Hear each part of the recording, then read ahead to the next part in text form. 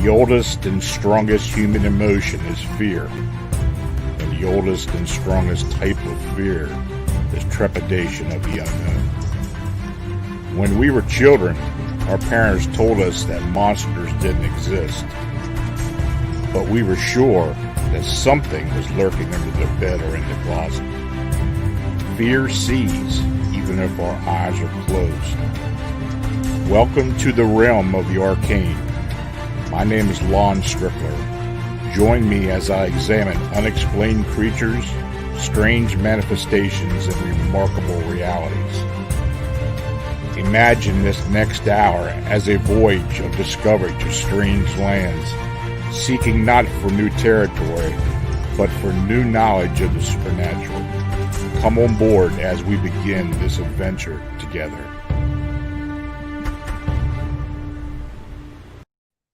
Hey folks, good evening and welcome to another episode of Arcane Radio, where we explore the unexplained live on Beyond Explanation. I'm your host, Lon Strickler, and I'm coming to you from the spectral shadows of Gettysburg, Pennsylvania.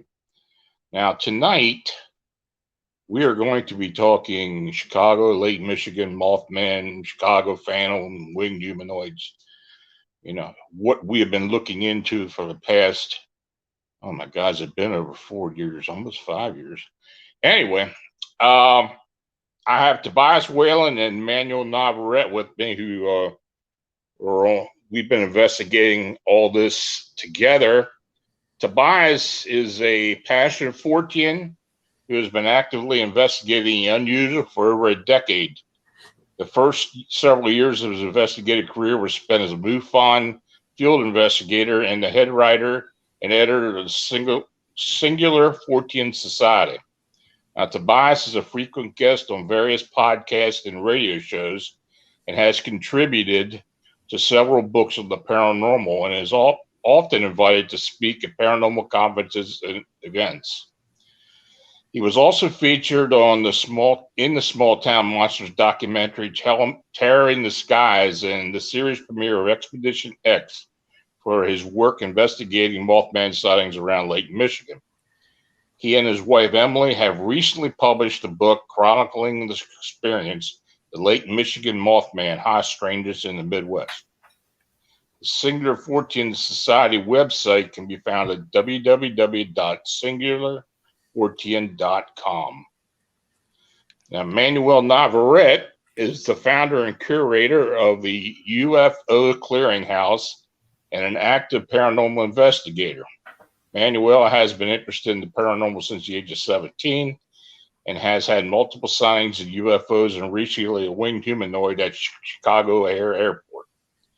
The website he founded, UFO Clearinghouse, is dedicated and committed to providing the most up-to-date information on recent UFO sightings, reported alien abductions, and cryptid sightings.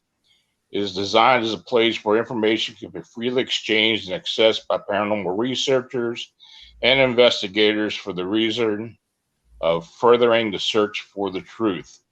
His website, UFO Clearinghouse, can be found at ufoclearinghouse.wordpress.com. And of course, both Tobias and Wayland are members of Phantoms and Monsters Fortean Research and have investigated the Chicago, Lake Michigan winged humanoid phenomenon when I formed the original Chicago Phantom Task Force back in the spring of 2017. God, that was a long time ago, guys. Oh, yeah. Yeah, it was. It's hard to believe we've been looking into this for as long as we have been. Oh, yeah. Yeah, I mean, time flies. When I think about the advent of this investigation, sort of versus where we are now, it's staggering. I didn't think it would still be going. I really didn't. I didn't think that it would lead where it did either. You know, boy, yeah, it's been quite a ride. Oh, yeah. It's grown and grown. It's just like, and it seems to be gaining speed. You know, I remember the first sightings coming in and just thinking, oh, you know, one off, it'll never happen again. And I could never have imagined how it would be now. Yeah, and especially recently now, since October of 2019, it seems like the majority of the sightings have been concentrated around O'Hare and Rosemont area. So, I guess we really still haven't figured out what the deal is there, why that's happening. Though, of course, there's been some other phenomena associated with it. Of course, there was the UFO sighting above the graveyard, and then some type of humanoid was ascended up into that. And since we were on the last time, Manuel received a sighting of an unknown humanoid, possible gray alien. So, Manuel, why don't you talk about that? It was about the truck driver and the gray alien. Yeah, well, I mean, as a lot of people seem to not know, Chicago O'Hare not only handles like domestic flights, international flights, but they handle a very large amount of cargo. They're one of the largest, I think, after Atlanta Hartsfield as far as cargo. A lot of the main hubs were FedEx, DHL, the USPS, um, and quite a few other cargo facilities are located on and around the airport. And this gentleman just happened to be at the United facility, which is not too far away from the cemetery where the original UFO sighting that came through.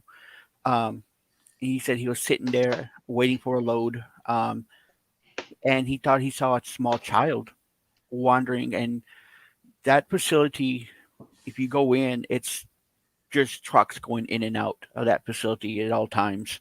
And he thought it was a small child that had might have be gotten separated, gotten lost, or abandoned.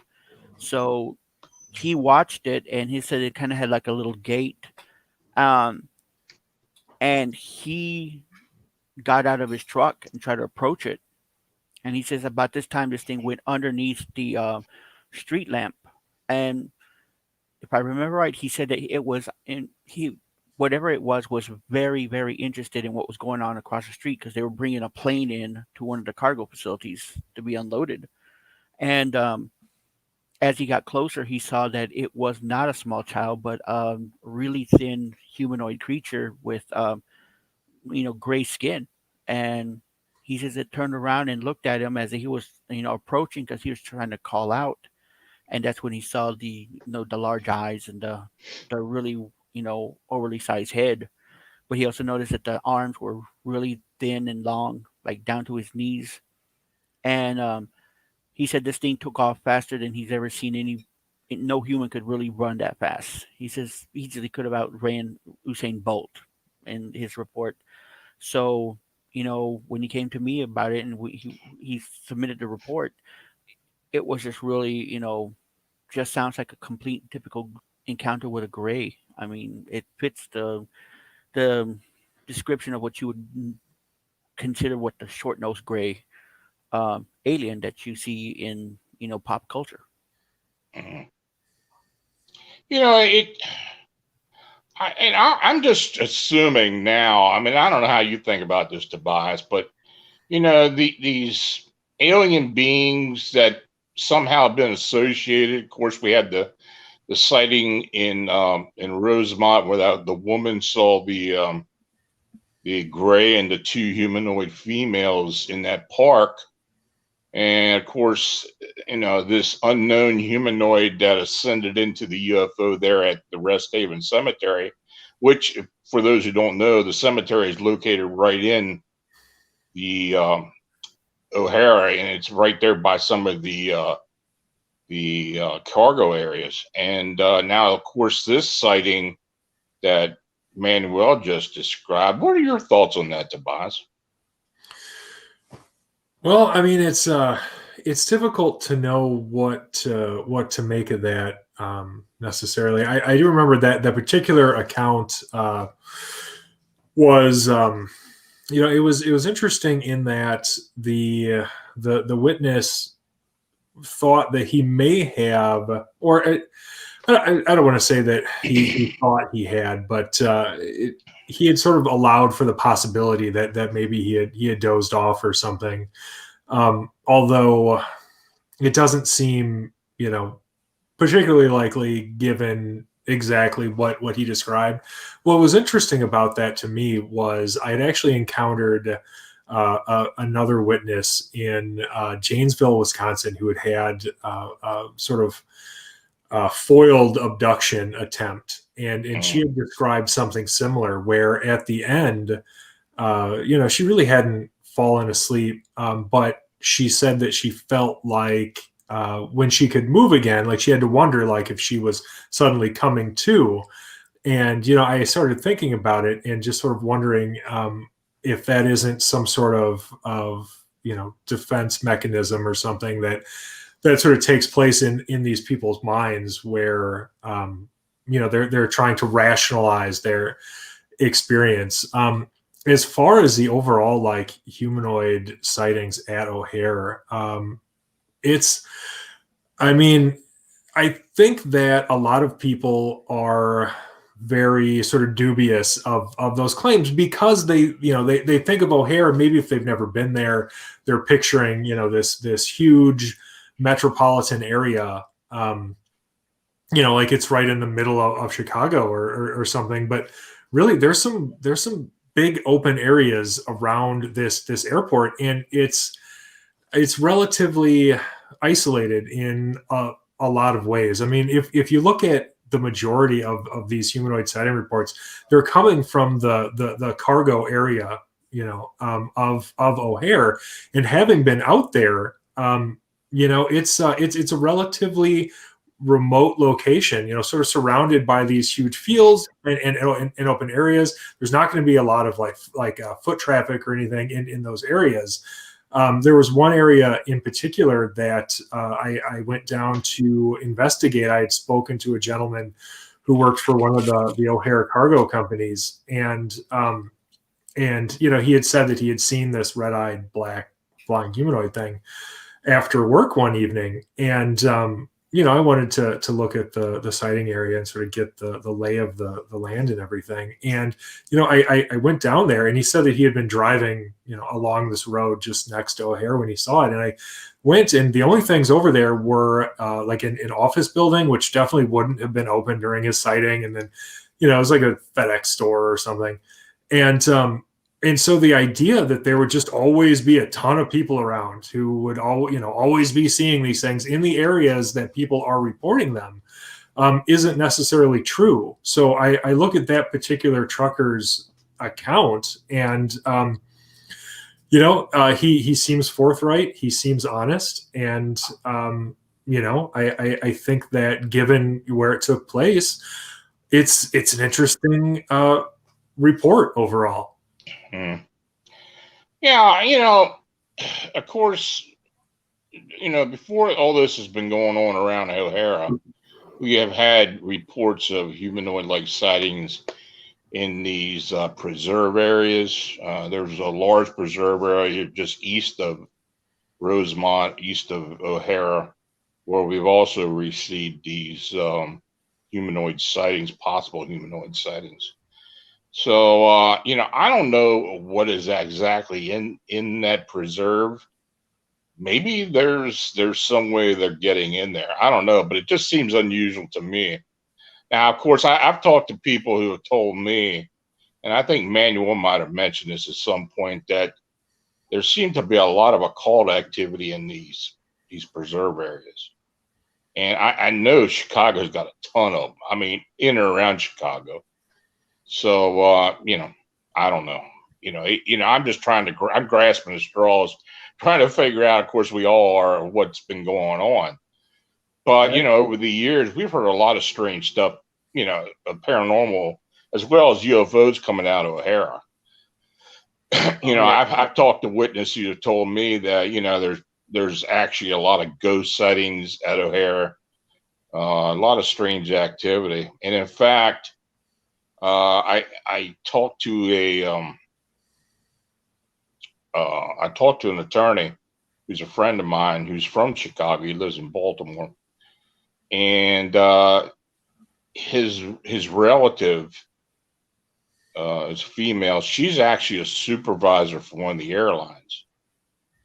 She in some type of supervisor capacity, but she has access to the planes, the runway, cargo areas, for luggage and stuff. And she's telling me that she's hearing all kinds of stuff from people. I mean, from, pilots and baggage people, all kinds of different sightings. And, I'm trying to get her to come forward. But of course, like we've run into before with pilots and other people, even the guy in the tower, they all have security clearances, and they're really hesitant to really come out and mention anything on the record. So it's all got to be done anonymously. But I think she's got something to help us with. And of course, I hope some of these other witnesses can help us out eventually. Oh yeah, and as going back to what you're talking about with the forest preserves, there are a lot of forest preserves. I live maybe a couple blocks from one, and that's got to encompass at least a couple of hundred acres.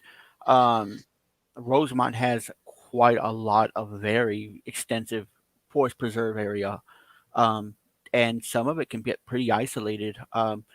There's a Just to tell you how big some of them are. My wife and my son recently we went to a place called Bussy Woods that's near Schaumburg, and this place is literally couple of maybe 3-4 thousand acres of forest preserve, and they have bike trails and walking trails.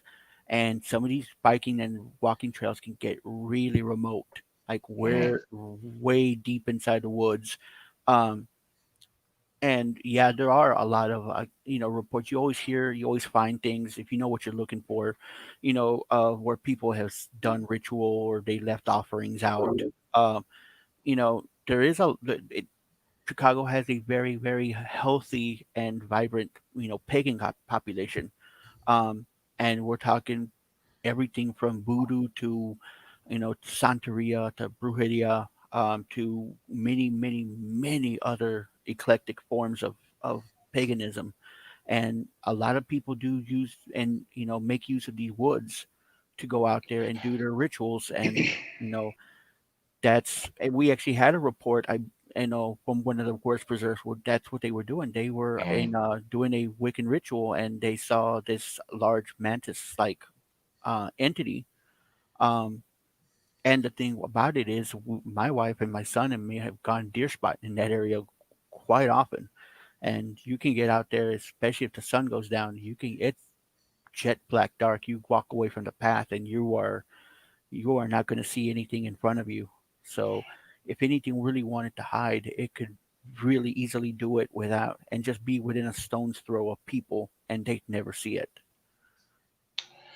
Besides the O'Hara area, we've had um, we've had some sightings in some other areas. Carroll Stream, Illinois. We had one down in Schaumburg. You just mentioned Schaumburg. Schiller Park, which is in Chicago. We had one in Waukegan, which was described as a Lacusa Owlman type thing. So it's just not around the airport. And of course, I think Wayland, Tobias, you had one recently as well. You're working on. Yeah, I've had several that I have come across recently. I actually had a couple. Well, let's see, one very recently in Rockford, but that actually took place, I want to say, back in 2016. But also, there have been two strange winged creature reports just very, very recently in August and October of this year in Cape Girardeau, Missouri. And then I haven't even had time to get this latest one typed up. Emily and I are actually going out to the sighting area right after this show. But in Oregon, Wisconsin, which is only about 20 minutes away from us, we of course live in Madison, Wisconsin.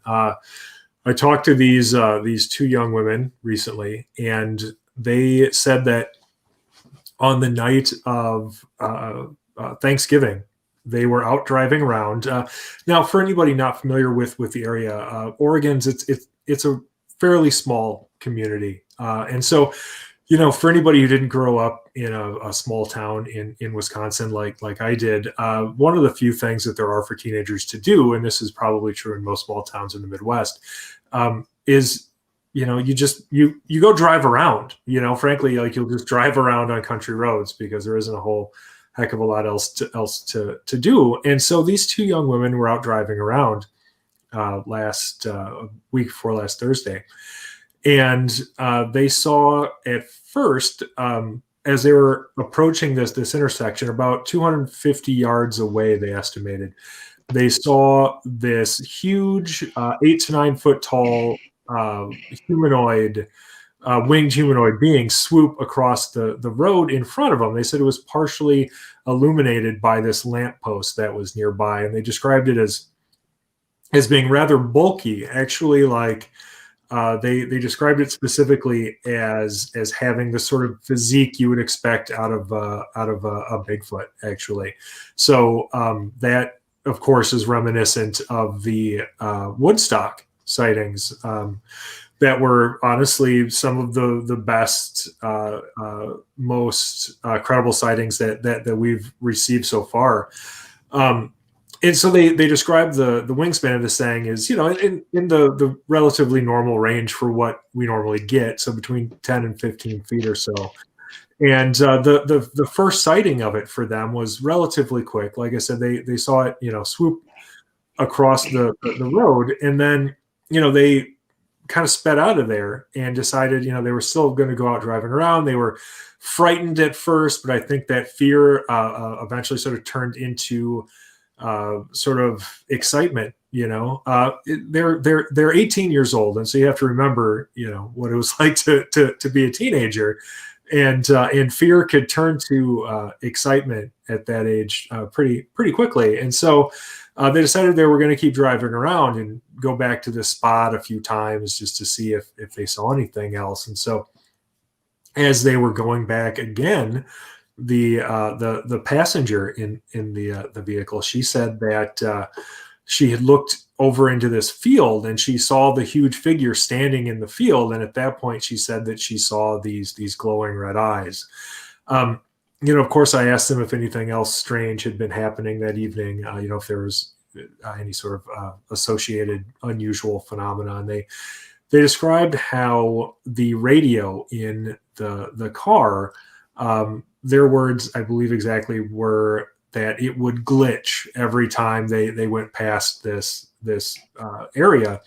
And I of course asked them a little bit more about that to try to get them to explain it further. And they said that basically what would happen is when they would drive past this area, the radio would get very staticky, and then it would play multiple radio stations. So they were listening to one station in like the 80s or something, and it was playing, it would play simultaneously another station all the way across the dial in like the hundreds as they would drive past this area. And then they also reported seeing a large number of deer sort of running in the direction away from that area throughout the evening as well. So it's an interesting report. Having spoken to both of them directly, they seem credible. They both seem like fine young women, and so I'm excited to go out there and check it out and sort of verify all of the details that I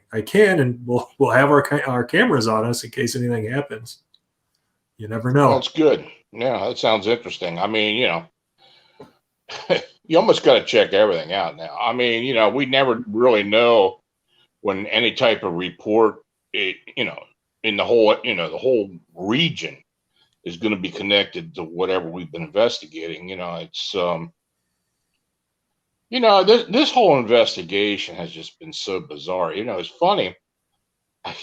One of the people that are in the chat room was sitting over at Indian Boundary Park, in Bolingbrook, Illinois, which is the park where that woman walked up into the playground and to that standing winged humanoid.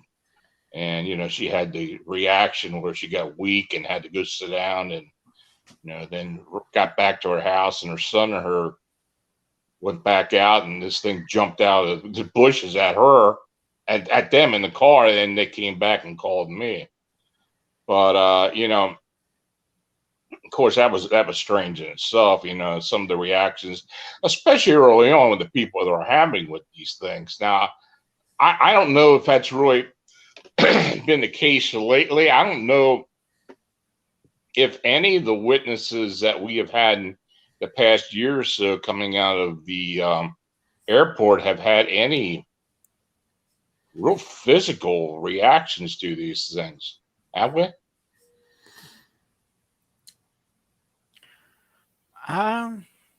Not really. I mean, this last sighting, the gentleman said, I asked, did you feel anything? Did you feel any kind of like fear, dread, anything like that? Um, he said no. I mean, the lady from the USPS facility, of course, yeah, Mm, I can understand her. That thing took off straight for her. mm, I would be screaming, ducking into my car, and going hysterical at that point as well. Um, but most of the time, no. I mean, the people in the woods, yeah, of course. I mean, you're seeing something staring back at you that's 7 foot tall and looks like a giant praying mantis. I would be scared too. But as far as feeling anything, dread or anything like that, I would really associated nothing really. The group of gentlemen who saw the one in Marseille, while they were fishing, mm. they did state that for a while, there were no birds singing. There was no activity, no surrounding sound of anything. And that area itself is it's pretty teeming when it comes to wildlife. The That pond, that whole lake area right there is well known for having lots of birds and lots of wildlife. In that area, and that's why it's such a good fishing spot that people flock to. But as far as feelings of dread, I like to be kind of like to what people would experience in Point Pleasant. I really haven't gotten really anything that have people saying that they have felt other than just being scared. Um, like I'm just going through the timeline real quick while we're talking, and see a couple things stood out just from the O'Hare sightings, like those recent O'Hare sightings. We had the let's see, the June 30th, the two women who said that they encountered a huge owl with glowing red eyes that looked like they belonged to the devil himself. Mm-hmm. They seem to have a pretty violent reaction. As far as screaming and then describing this thing as being not necessarily demonic, but using comparing it to the devil or whatever. Yeah. And then that cargo employee that I mentioned before, Daniel. Now, when I spoke to him, he had a fairly strong reaction as well. He immediately sort of thought he was going crazy because he couldn't believe what he was seeing. And he described how he freaked out. And this is something that I've seen a few times, and it's difficult to know exactly what this means, if it's indicative of some level of objectivity, or if this is purely some sort of cultural reaction to the sighting. But he said that this thing that he saw, it felt really evil, and that's come through at least a few times. I talked to a witness recently who he had his sighting, Jonathan Lane in Rockford, Illinois. He was willing to go on the record. And, when he had his sighting back in 2016, he had a very sort of, violent reaction to whatever he had seen. And, speaking to him directly just earlier this year, I could tell what kind of effect that this had on him. because when he saw this thing outside of his home and he described it as this black winged entity with these glowing red eyes, uh, he immediately fled. Like he just ran as fast as he could, into his house. Um, and so there is some of that, but I've talked to witnesses relatively recently too, who don't describe that. I talked to a witness in Cape Girardeau, Missouri, this past October, and she didn't really describe that kind of overpowering fear, that fight or flight. This thing feels evil. I have to get the hell out of here. Kind of fear. For her, it was more just being shocked. Just kind of being in awe for a moment, having seen this seemingly impossible being. So, I think we get a pretty good mix, but there's always that element of at least a percentage of these sightings, too big of a percentage to ignore in my personal opinion, that describe either this sense of evil or this panicked sort of fear where they feel like they have to just run away. Yeah, of course, we've all heard these accounts with other cryptids, especially with Bigfoot, where the witness would say that they had these physical feelings, like weakness or maybe dread or something like that, and that it realized that this thing was watching their reaction and reacting to that reaction. That's why I was asking about more recently if people have been expressing that over by the airport. That I don't know. I guess because of being such an open space, maybe that has something to do with it, as opposed to being in a closed space or nothing else going, no activity around the person. I Well, don't know. Go ahead. you had I mean, obviously the one at the sorting facility, the USPS sorting facility, Hmm. she was maybe 20 feet, and this thing closed the distance to her within 10 feet, and before it took Yeah. off into the air. I mean, obviously she's going to have a reaction. She's in the middle of a parking lot in the middle of the night, and this thing's running for you. I would be, you know, screaming probably too. I'd probably scream like a girl. I mean, at the top of my lungs to get out of there. Evan, you had the group in Waukegan on Halloween night. The thing was with that is that they actually thought it was a prank. They thought somebody Hmm. was playing around with a mask with battery operated light up eyes, and they got within, I believe, 5 feet of this thing before it took off into the air, and they took off. Hmm. Um, they were running and screaming to their friends, and their friends obviously didn't believe them. I think the quote was "get off the drugs," but you know, they got within, you know, a stone's throw of this thing before it took off on them, and it's elicited. Yeah, I mean, it's basic human instinct. It's a fight or flight instinct. The one with the ladies again at the O'Hare sorting facility, you know, they described it as demonic, but I mean, in speaking with those witnesses, they were both very religious Hmm. uh individuals, and they had both grew up in the church, so that was basically that's a fallback for them to be able to say, hey, it was the devil himself. um Same kind of thing with the ladies in Schiller Park. I mean, uh the one lady telling the daughter, it's a demon, and she started praying the rosary, trying to make it go away.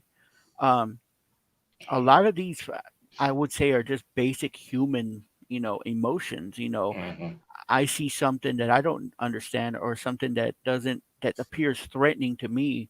Um, my first thing is the first instinct that's going to happen, and you really can't even control it. It's the fight or flight instinct, and you're thinking about self-preservation at this point, or defending your family, and it's going to solicit that kind of response. Now, the folks in the chat, if you have a question, don't hesitate to go ahead and type it out. We'll see if we can answer. We got one here. Do you think these winged cryptids are going through metamorphosis and changing or shape shifting? I think we've talked about that previously or among ourselves. What do you guys think about that, Tobias? I'm sorry. I was looking at some of these comments myself. Which what was the one from again? That's Vincent. my bad. Yeah, he's got it. Do you think these winged cryptids are going through metamorphosis and changing or shape shifting? Huh. Interesting. I haven't seen anything to make me believe that that's the case. Now, certainly there has been a wide variety of descriptions throughout this investigation for, the various winged humanoids. But as far as I know, nobody so far has described one as shape shifting when they saw it. Although I don't really want to misspeak about that, I seem to remember there may have been a very, very early report where somebody may have described something similar like that. So I guess my answer to that is I don't personally think so, given the evidence that we currently have. I think it's possible, but nothing is really pointing me in that direction right now. I haven't really noticed that as well. Sometimes when people describe these things, they do seem to change in subtle ways, like the one over by the Lakeshore Drive that was hovering in front of the couple, and it kind of started vibrating on them. But it really didn't show many changes. And of course, when we first started getting these reports, the earlier reports were like that of insectoid or Mothman. Then it kind of went to the Owlman type thing, something with feathers, and it changed to what we get now most of the time, is which the bat winged or gargoyle style wing creature. Now, I don't know if these things are metamorphosized or they're just different ones out there. I believe they're different ones out there just by maybe the locations and some of the subtle differences in these things. Now, of course, we don't know if they're indigenous, but we kind of believe, and I think you guys kind of believe, that there's some way they're coming in and out some way, because we've had people describe to us that they've seen them simply vanish, or they just pop up somewhere. The fleeting sightings for the most part. So I don't know. Here we got another one. Do you distinguish a Mothman or flying humanoid sighting from a misidentification of an animal, drone, or other logical explanation? Well, this is something we looked to for the very beginning. Oh, Manuel, why don't you handle that one? Well, as we do make, every effort to try to, come up with, with a logical explanation, Tobias would, agree, you want to change it from a UFO to an IFO. It's basic tenors of investigation, but sometimes you can't. I mean, yes, you have animals around here that can be misidentified, if someone doesn't know what they're looking for or in the middle of the night. But when you're talking about creatures that are standing 7, 8, 9 foot tall, um, it's kind of hard to. I mean, you have some large animals here, like sandhill cranes. Herons can get pretty large, but they're not that large. And you can tell if you see them in flight. I see them all the time, along with like Canadian geese. They're everywhere right now. So you see them, you can tell what they are. some of these people, they're seeing them on the ground, and they're seeing, the eyes and stuff, like the glowing red eyes. Um, I saw somebody sent me a picture recently of an owl that was sitting up in a tree that had glowing red eyes, as a result of flash or eye flash. Mm-hmm. But I mean, owls. I think the biggest owls you can find are maybe what, 2 foot, 3 foot at the most. Biggest eagles, which would be like harpy eagles or something like that, would be Mm-hmm. at most 3 to 4 feet tall. They're not 7, 8 foot tall. Um, and you can tell that they're birds. As far as drones, the thing about drones is that you are taking a huge chance. I mean, I've seen drones all over the place here. People have them here that they fly them around. You can hear them. You know what they are. Um, and even these professional drones, they make noise. Uh, and that can be distinguished. You can distinguish the noise, but you're also taking a huge chance doing this around the airport. This is Mm-hmm. something that they're not going to take a prank. They're going to put you in jail, um, for that. One of those, and we discussed this before. One of those drones gets sucked up into the engine of either airplane that's taking off or landing. It's going to bring down that airplane. For sure, it's going to destroy that engine. Um, and you're going to be in a world of trouble at that point, because you're actually endangering people's lives. But it's these people are talking about they're seeing flesh and blood, and the way that they describe the movement can only be described as something that's flesh and blood. Uh, Mm-hmm. there are some things that just don't add up. I mean, we've talked about wing size, we talked about, the physics of the matter, but we're also talking about, the way it takes off. Um, some things don't add up, but there's just too many. We go through every process we can to identify, what this could have been, and there are quite a few reports that we've all gotten that we've been able to, identify. But and dismiss them as something like a bird or something else.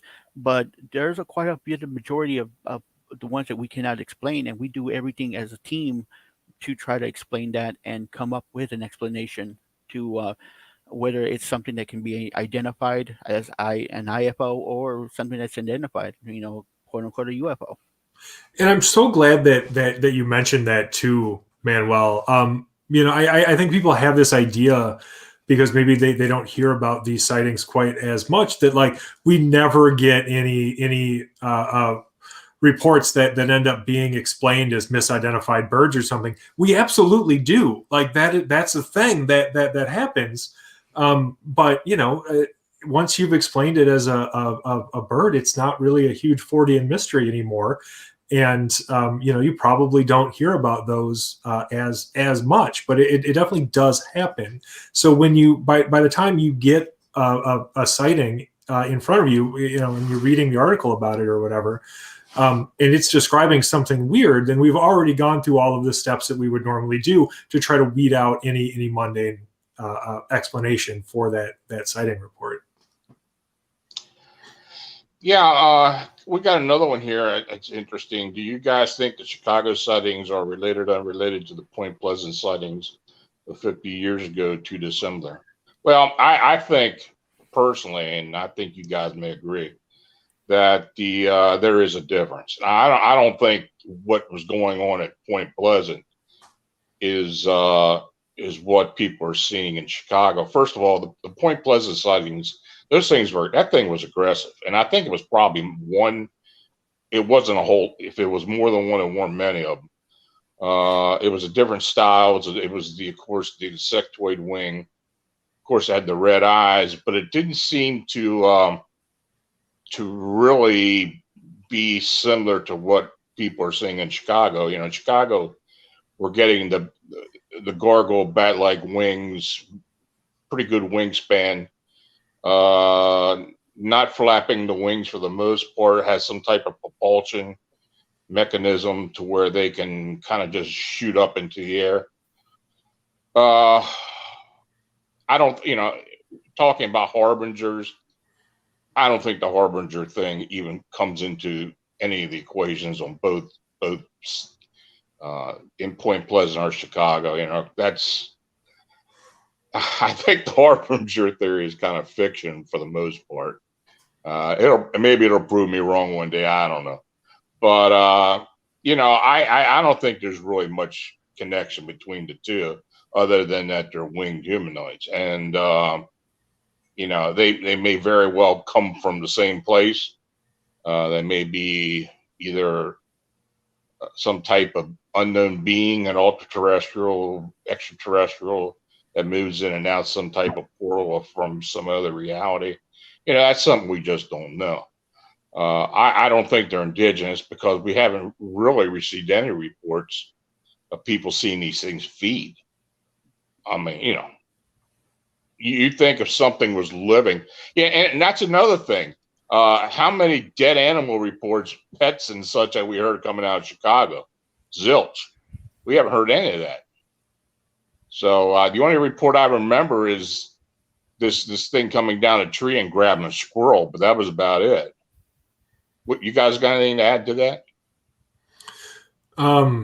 Not as far as like missing animals. I think that you and I do disagree a little bit on any possible connection to the 66 to 67 Point Pleasant flap. I do think if you go back and look at what people were really reporting in Point Pleasant, and still are, like, I mean, it never ended. So, all through the Ohio River Valley, people are still seeing this thing. Mm-hmm. You do see a relatively broad array of descriptive elements in those sightings, and a lot of them do correlate to the same descriptive elements that we see in the sightings all around Lake Michigan. And that is true. I mean, we are getting sightings from those areas now that had that exact same description.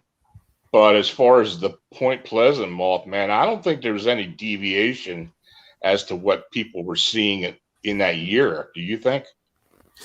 Well, there was some, and I'm going to have to try to remember details off the top of my head. But like if you look at, say, like Linda Scarberry, she was a famous Mothman witness from that era, and sort of what she described was more of like the giant owl type creature, and then you had other people.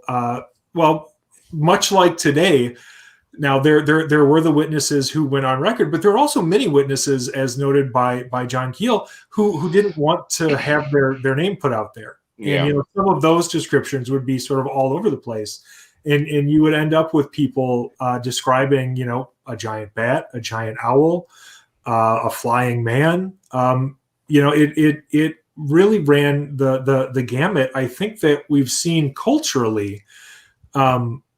That people have sort of adopted one of the specific descriptions and sort of overlaid that over the entire phenomenon from that time. But I really think that the descriptions given from people in that area varied more than generally we give them credit for. I think there's a lot of parallels. You throw in the UFOs and everything else, the other strange flying creatures, pterosaur sightings and things happening around those areas. And it all seems pretty similar to me. I mean, the only thing we were missing was strange men in black, but even that popped up just a little bit here too. So yeah, me too. Oh yeah. Matt McCartney has this question. Are any of the winged humanoids seen flying by actually flapping their bat-like wings? Occasionally. Yeah. Very few. Most of the time they're gliding or shooting around somewhere from the ground. But there have been there has been some flapping. Oh yeah, there's also been flapping with the most recent one with the air traffic controller. He stated that it flapping trying to take off. Some of the airports ones have reported it flapping its wings as it took off. I mean, Hmm. the majority of them, still say, "Hey, this thing jettisoned itself into the air and took off." But um, for the most part, there's not a whole lot of seeing it while in flight, flapping its wings. Most of the time, I would think it's gliding, whether riding thermals or it's kind of doing like a bird. It gets enough acceleration that it can glide for a little bit without moving its wings. We got another question. Do witnesses ever report tragic events happening subsequent to their sightings? No, that's all I can say. We're not getting that, and that's just it. It's interesting. When we first started getting these reports back in mid 2017, I was literally, I was getting calls 24/7 between July and August, and I was getting like 20 calls a day from people that live in and around Chicago that were scared of hearing about sightings and were calling me, which I just got a call now. Anyway, I were calling me and asking me, well, what's going to happen in Chicago? I mean, is something going to happen? Of course, these people have seen the Mothman prophecies and know the story and all. So, yeah, I mean, people were frightened. People are still frightened. I'm still getting people that occasionally call me and want to know, what the deal is with this, is this thing a harbinger? I just don't have anything from anybody that has said anything even similar or related some tragedy to what people are seeing. What do you guys think? I'm with you. Yeah. Yeah. I don't think that the Silver Bridge collapsing had anything to do with the sightings in Point Pleasant. Yeah, I don't either. Yeah.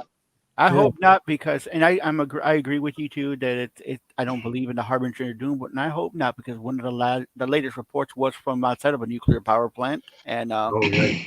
I don't want to. I live in this area, so I don't want to wake up glowing next day. But I mean, obviously, I don't think that there is any correlation. Yeah, we get things like the Blackbird of Chernobyl, the Fukushima sightings, the um oh, I can never remember the name of the German one, the Streaker, the Strasbourg Streaker, I believe is what it's called. Mm-hmm. Um, but those can be just as anecdotal, you know, as the sightings. The majority of the sightings we've been having have been going on for wow, since 2011, and nothing's happened in Chicago that's usually out of the ordinary, aside from maybe like coronavirus.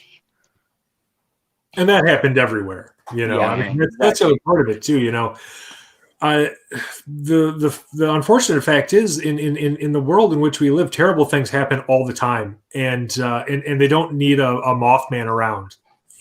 So it never really made sense. Doesn't seem to be any strong causative element there that I can identify. Yeah, we got two good questions here. One is, do you think these flying humanoids and jetpack pranksters are infiltrators like LAX may be connected? I sure hell hope not. We don't need a bunch of jetpack flying around O'Hare now. And, as far as what we're investigating, that would kind of put a monkey wrench into our whole investigation. People will start saying, oh, well, that's what it's been all along. What do you guys think? Honestly, this LAX jetpack, um, phenomenon. I First off, respect to him, because you have to have balls of steel to be doing this, especially in and around jets, commercial jets, and in their flight paths. Mm, Um, but whoever's doing it eventually is going to get found out, and they're going to be in a sure. world of trouble for this. But I don't think that they're connected, because obviously, if it's a jetpack, it's in the name jet. It's going to make a lot of noise. These things aren't silent. This is not Tony Stark, Iron Man technology, and even that made noise. But I don't think that they're connected in any way. These seem to be flesh and blood creatures, because they're doing things that can only be described as something being done by a flesh and blood creature. Mm. Have any of the witnesses reported strange health problems at their encounters? Yeah, we had Billy Billy. Bass, yeah. Yeah, that guy out in by Cicero. If you don't remember, it's one of the earlier reports. In fact, I think his report came from March of 2017, though we got it later. It originally went to MUFON, and they screwed that one up. But yeah, he had some issues with his eyes, where he had some. I don't even know exactly what happened. Something that happened to his optic nerve on both eyes after he had seen this thing. And he showed me the documentation. I mean, this guy actually went to the doctor. Something's going on, and he had a lot of weird stuff going on around. Health issues with his family. I think he believes that it was because of this. Though I don't know if we can really prove that's what it was or not. But I can't think of anybody else that had any any continuing health issues. Can you guys remember any? No, that's literally the only one that came to mind. Was that particular one? I think he mentioned like his mother passed away. Yeah, very soon after too. Which I mean, obviously that's tragic, but it doesn't have to be related. So, but no, that was basically it as far as like any strange medical maladies.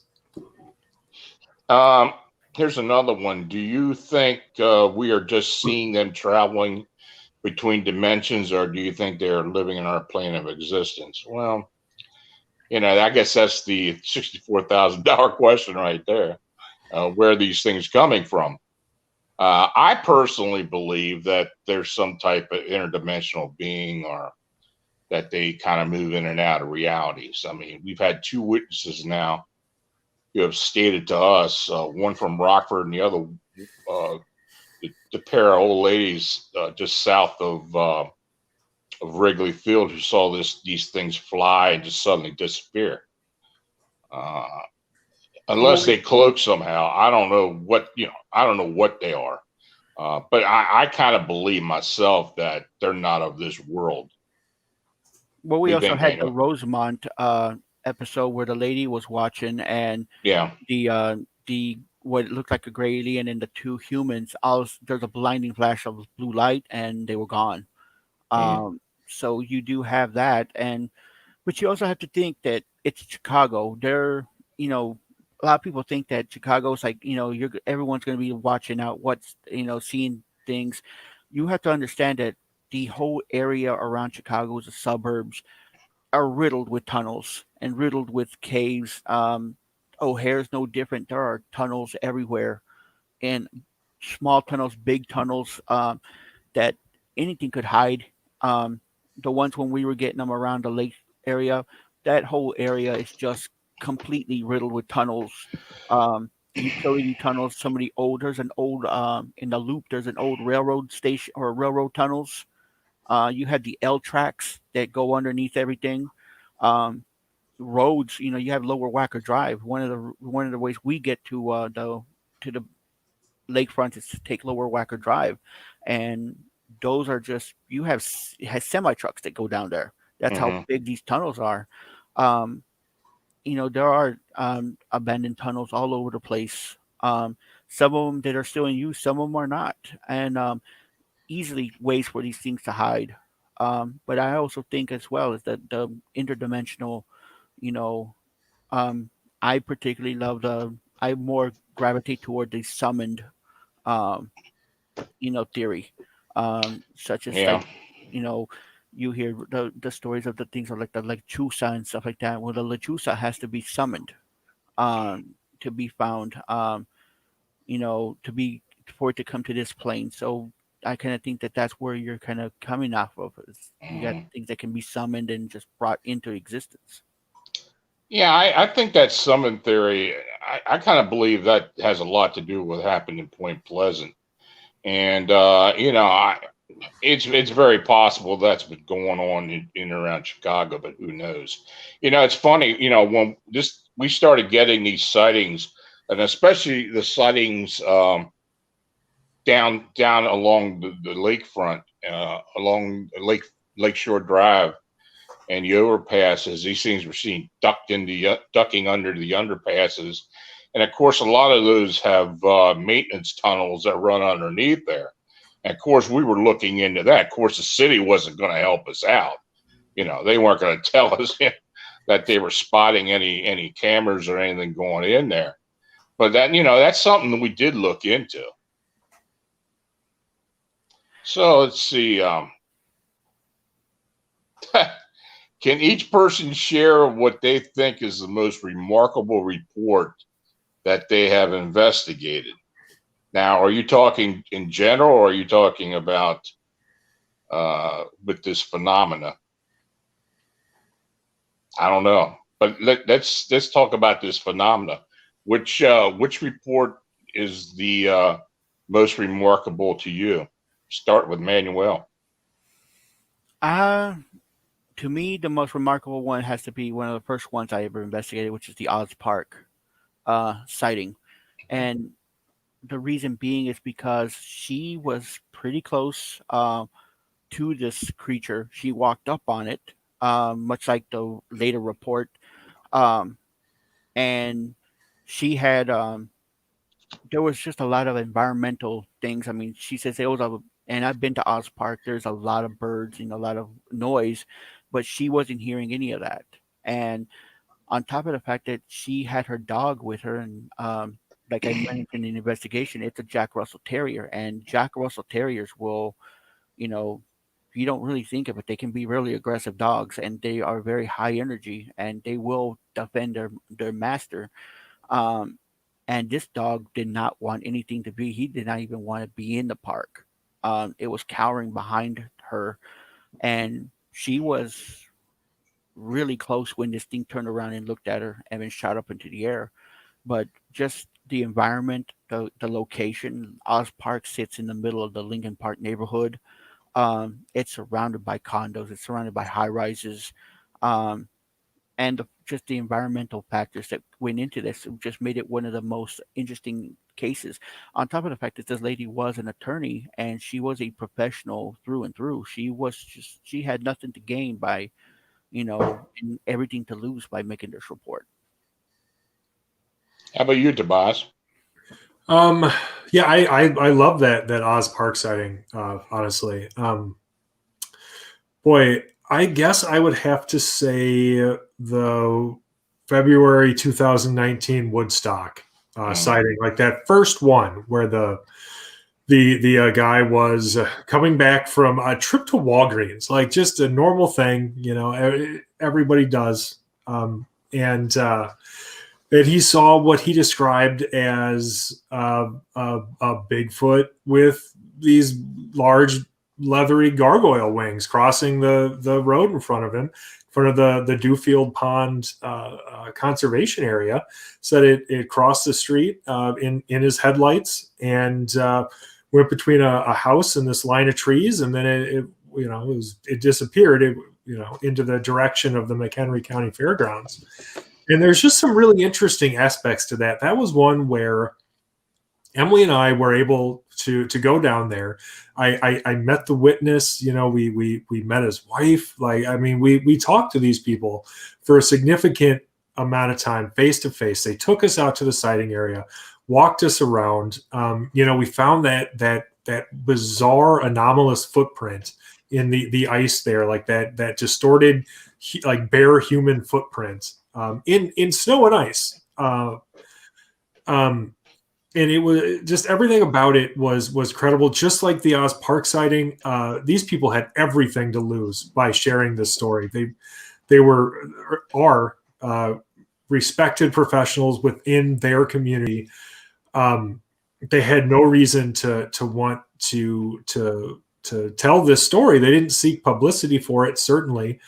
I think it was sort of cathartic release for them in a lot of ways to be able to share this with people that took it seriously and were willing to discuss it and investigate it. And that was really, it's one that stuck with me, because of sort of the impact that speaking with these people had on me.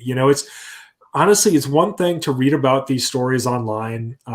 You know, you read an article or a blog post or something. It's another when you're face to face with somebody who has had this traumatic, impossible experience. It's difficult to describe. It really puts a lot of things in perspective for you. And even if you're a skeptically minded person, it's very difficult not to take these sightings seriously after an experience like that. And so, Woodstock, that one stuck with me. And then, you had all of the other reports and sort of like associated phenomena with that, where I got that incident detail report from the police, where that guy called 911 to report a monster in the same area that the first witness saw the whatever he had seen go. So in the direction that it went, then a short time later, I think it was a matter of days, somebody reported seeing a monster in the McHenry County Fairgrounds, and they took it seriously enough to call 911. And I have the incident detail report. Of course, I published on our website, and it's in the Lake Michigan Mothman book. And so, it was really this confluence of just really credible events in this relatively small Illinois community that it was powerful. It was important. I think that's one thing that has impressed all of us with the individuals who have made these reports. There's so many professional people who are celebrities, people who are politicians, like in Woodstock, people that have something to lose, air traffic controller, pilots,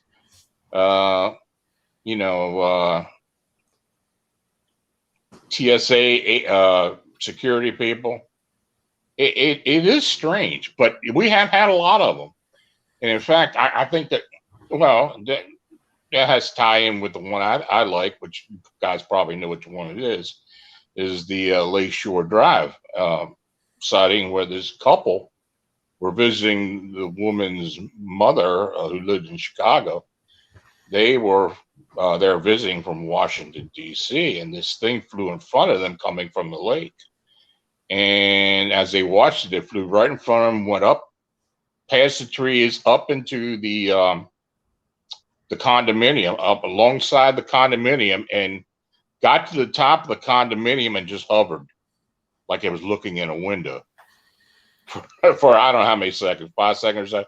And then it just leaned back and started diving back down toward the trees. By that time, they were running towards the door. And that was on Schiller Avenue.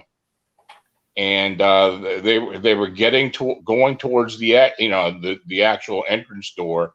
And this thing descended right in front of them and hovered in front of them with its wings spread out, the red eyes, dark body, the bat-like wings, and this thing was vibrating.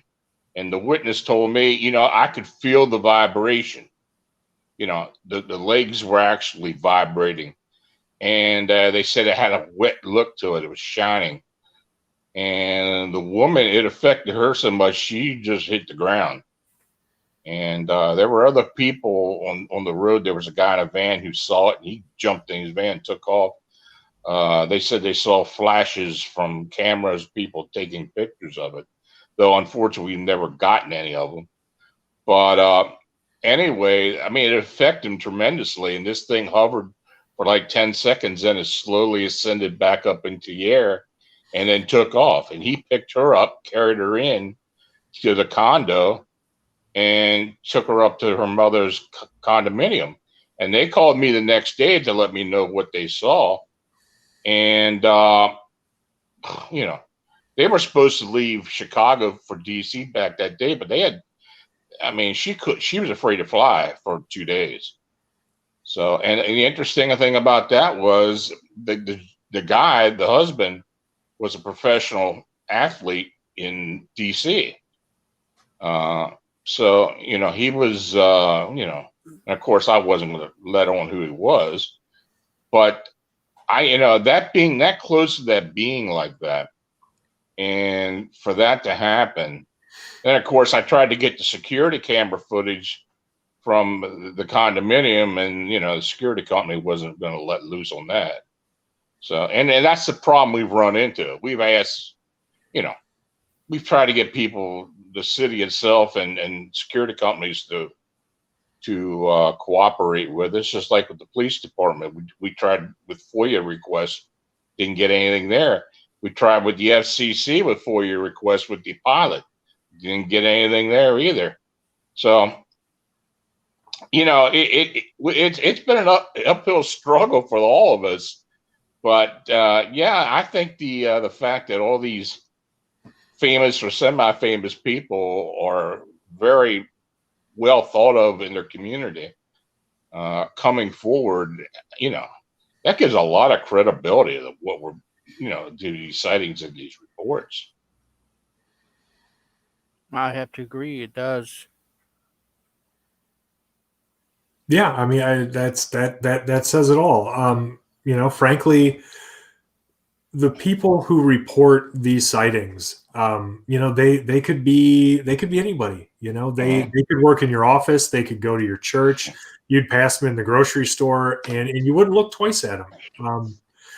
They're just they're normal, respected members of their community, and it's as simple as that. Most of them didn't really have any kind of interest in anything like this before their sighting. A lot of people ended up hanging on to their sightings for days, weeks, months, years, even, because they weren't into this stuff and they had no idea where to go with it until they found, one of us, frankly. So, it's all very credible when you actually are able to speak with these people, because they're just normal people. Mm-hmm. Vincent wants to know, do you think the government knows about these creatures? Well, I know the local government does. We've got verification of that from one of the witnesses who worked in the mayor's office, and she told us point blank that they know about it, and they're trying to keep it quiet. And I think the local government does. And of course, in the city of Chicago, and of course, some of the publicity that came out of it, I'm quite sure the higher ups know about it as well. Well, like you stated, you have the one lady who works for the airport. I mean, obviously, if the airport's talking about it, and it's governed by the FAA, and if you're getting pilots, commercial airline pilots, you're getting pilots and ground personnel, and now air traffic controllers seeing this thing and talking about it. Obviously, they have to know what's going on, because I mean, these are their employees, and they have to, probably get reports filed. And even a witness for the air traffic control has said, people talk about it. People have had these, these sightings, and they've been told, not to say anything. So obviously they know, but obviously they probably don't want to have, either a mass panic or have a bunch of, um, guys out there with cameras trying to break into the facility to see if they can find something. Well, they already got that. They've been picking people up coming onto the airport grounds trying to see this thing.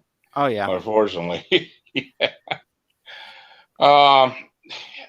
Yeah, that's a piece of advice. If you are an investigator or wanting to be an investigator, please be respectful. And this is for somebody who has clearance at the airport, because I work with a trucking company. I mean, they do take security to the highest measure over there. If you are on the other side of that fence when you're not supposed to be, you will be arrested. You will hope to just be arrested. If not seen as a threat, you can probably be dealt with in another way. But yeah, climbing the fence or trying to get into the secure area is going to end bad for you. Mothman will be the last thing on your mind at that point. Yeah, I imagine so. I don't know. What do you guys have any closing remarks for tonight? I mean, as far as what's the future? What are we going to can we do we think we can expect what's going to happen? Is this something that's going to continue on? I mean, of course, none of us thought this thing was going to last as long as it did. That first winter after 2017, it practically stopped, and we thought, well, that's it. This thing is, and then all of a sudden it started picking up again, and then we started getting these sightings, just like the Woodstock sighting in was that February 2018? Yeah, 2008. and we started getting all these now in the wintertime. So, this thing doesn't seem to be the weather causing any issues with it. So, I mean, what do you guys think? What do you believe we're going to possibly expect? What's going to be the future of this? Well, I think that the sightings have slowed down some since 2017. But when I say that, what's really missing from the current sightings and why they seem to have slowed down is we're not getting as many misidentified bird sightings as we were back in like 2017 That's and true. 2018. So while the sightings have seemingly slowed down now, really what's happening is we're only getting the really weird ones anymore. As far as it ever ending, I mean, God, like you said it, Lon. I mean, we didn't expect it to go this long. We thought it was over in the winter of 2017, but certainly seems to be no end in sight. I think that it's easy to be discouraged sometimes as far as not having all of the answers that we want, not having a solution to the mystery. But I think at the same time, if you look at everything we've learned since spring of 2017, we've definitely gained some ground. Like I think that our perspectives are much more informed now than they would have been back then. And so I do think we've learned some things. I think we can expect to continue to keep learning things, and who knows where it's all going to end up.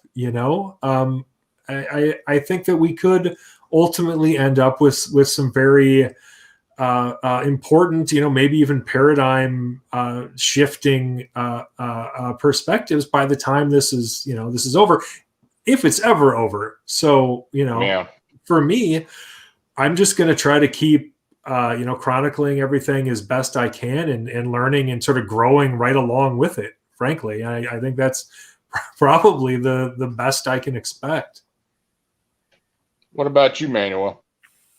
I I have to completely agree with Tobias. I mean, we didn't think it was going to go this far, or this long, and it seems to be gaining more and more speed. I mean, we're now seeing reports. I mean, when the initial reports were coming in, they were coming in from like a small area within the city.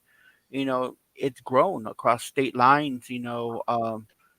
We're seeing people coming out of out to report things that happened 15, 20 years ago, and we're getting into different types of beings and different types of encounters. The bat squatch one, being one. You had the insectoid one that they said the gentleman saw jumping out the Willis Tower, or the pterodactyl one that's seen outside the Owl nightclub.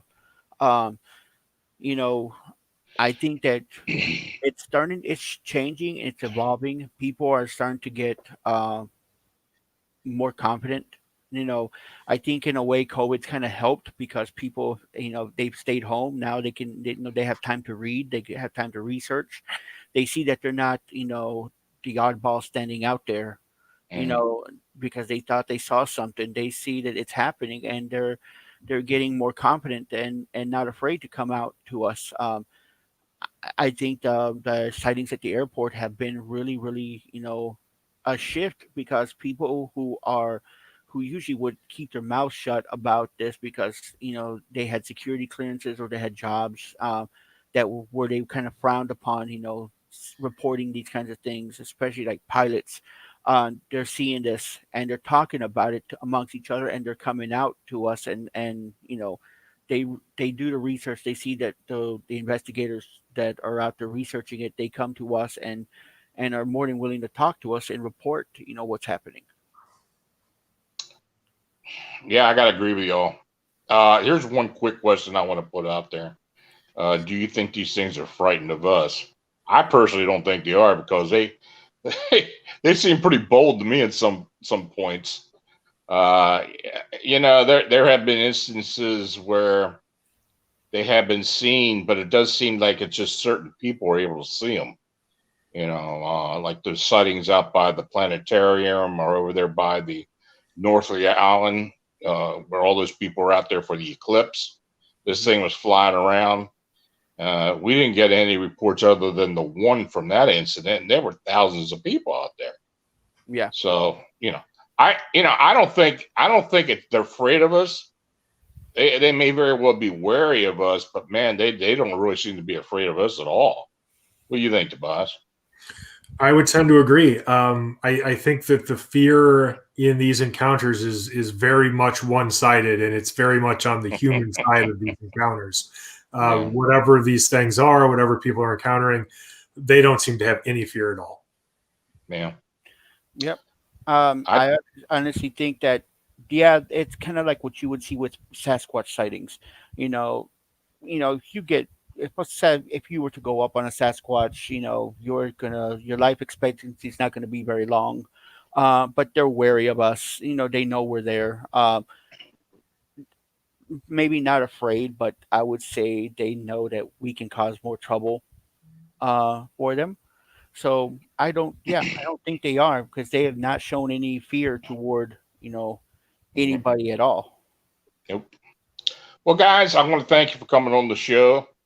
We will do this again, I'm quite sure, because if things get busy, we'll have reason to come on and start talking about it. But again, thanks for working with me on this and being part of the team. We're busy. That's no two things about that. We're always busy. We've got a lot of weird stuff going on. So y'all take it easy. Have a nice weekend. I'll be talking to you soon. Sounds good. Thanks. Sounds good. Have a good. Thank you. Take care. Now, if you have an unexplained encounter or sighting, feel free to contact me through the Phantoms of Monsters blog site. If you're interested in supporting Phantoms of Monsters and Arcane Radio, you can use the PayPal donation buttons on the blog, on the newsletter. I also got links there. Your continued support is always appreciated.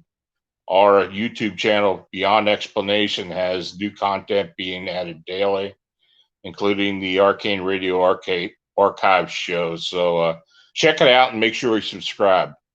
I want to again thank Tobias, Wayland, and Manuel and Navarette for joining me this evening. And I want to thank you for listening to the show. Stay healthy, have a safe and enjoyable weekend. Good night.